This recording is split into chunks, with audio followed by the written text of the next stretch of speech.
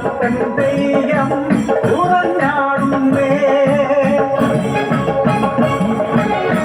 കരിയാട്ടം തീരും മുമ്പേ പറശ്ശിനി കടവിലെ മുത്തപ്പൻ ചരിതങ്ങൾ കേട്ടുകൊള്ളുക. ആനയുണ്ട്, അമ്പാരിയുണ്ട്, പത്തായം നിറയെ നെല്ലുണ്ട്, വാല്യക്കാരുണ്ട്, പൊന്നുണ്ട്, പണമുണ്ട്, സന്തോഷം മാത്രമാ പരക്കലില്ല. ഉണ്ണി പിറക്കാത്ത ദുഃഖത്തിൽ കഴിയുന്നു ശിവഭക്തരാം തമ്പ്രാനും തമ്പ്രാട്ടിയും.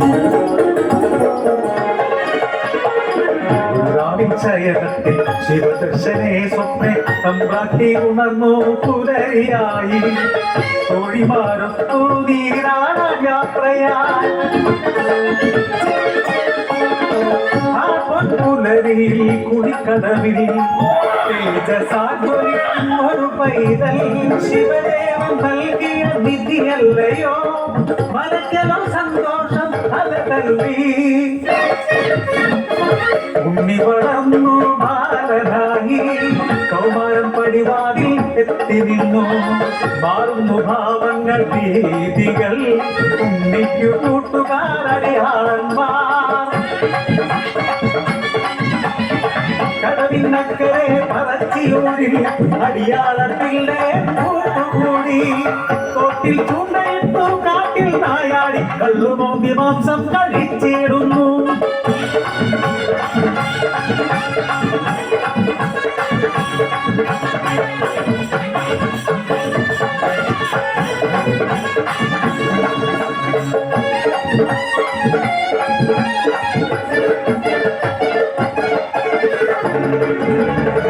എന്റെ പരദേവതേ ഇല്ല മുടിച്ചിടുമല്ലോ. ഗോവിന്ദയാകുന്നു തമ്പ്രാട്ടി ഉണ്ണിയെ മച്ചിൽ ബന്ധിക്കുന്നു. ജലപാനം നൽകില്ല പൊന്നുണ്ണി കൊളുത്തക്കേടുകളേറെയായി. കഴിഞ്ഞപ്പോൾ അമ്മതന്മാരസം സ്നേഹമായി പിന്നെ വാത്സല്യമായി. മനക്കലെ മച്ചിന്മേൽ എത്തിയ അമ്മ അറപ്പുരവാതിൽ തുറന്നു നോക്കി. ആകെ സ്തംഭിച്ചു തമ്പ്രാട്ടി. ഉണ്ണി വളർന്ന പച്ചും തകർന്ന് കലനീടുന്നു. കലയും മുഖവും കാണാനില്ല. പരിഭ്രമിച്ചോടി തമ്പ്രാട്ടി പടിപ്പുരവാതിൽ കലക്കി നിന്നു.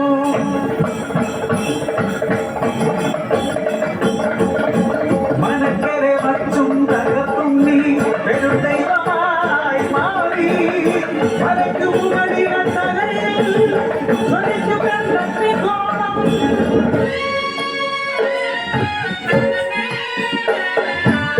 ഭയന്നൊര തമ്പ്രാട്ടി നോക്കാനാവാതെ കൈകൾ കൂപ്പി നിന്നു. അലറുന്ന ഉണ്ണി അമ്മയോട് ചൊല്ലി മനുഷ്യനു ജാതിയൊന്നാണ്. അടിയാളപ്പറയപ്പൂ ദൈവമാകും ഞാൻ മുത്തപ്പൻ ദൈവമായി ഇറങ്ങാടും.